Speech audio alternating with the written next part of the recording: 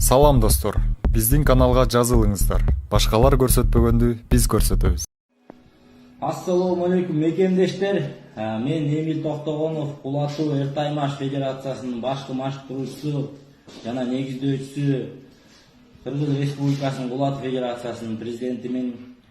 Өзүм Кыргызстандын желегин көтөргөн мушкер болгон убагында канчалаган мушкерлерди дайындап, канчалаган дүйнөлүк чемпиондорду дайындадым.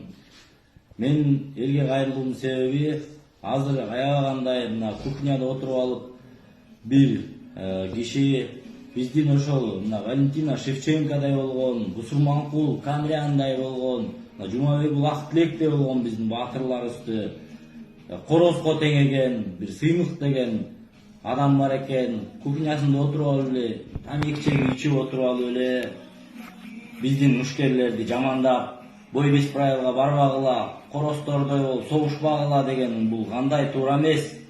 Сен кем акылсың? Биздин мушкерлер керек болсо ошол Кыргызстандын желеги үчүн канын төккөн, жанын берген. Сен ошону өзүңдүн душаң менен аны айтмак эмессиң. Сен просто эле могу мээң тайып болуп калган. Сен антип айтпашың керек.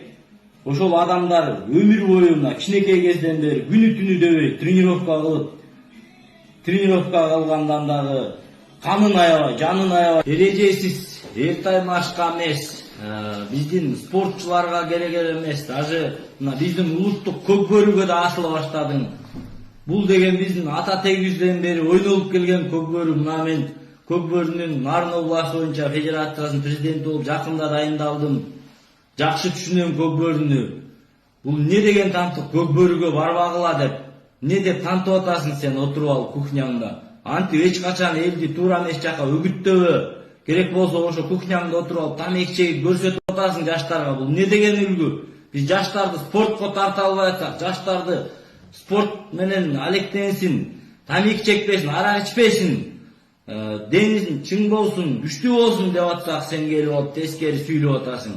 Антип айтканың туура эмес. Антип айтканың үчүн жооп бересиң сен бир күнү. Бизди коросторго теңеп, биздин мушкерлерди. Не бул андай кылганың? Туура эмес ал мындай кылганың. Элди экиге бөлүп, элди чоң казакка аттангыла деп, элди чоң казакка аттандырган сен эмессиң бул жерде. Мына чоң казакты кандай экенин биз көрүп жүрөбүз мына. Угуп жүрөбүз, окуп келгенбиз Манас атабызды. Чоң казакка деген Манастай болгон баатырлар, эл сыйлаган баатырлар алып барат. Кухняда отуруп алып эле тамак жеп, арак ичип отуруп алып эле сен айбандай болуп элди чоң казакка өндөгөнүң кандай бул? Өзүңдүн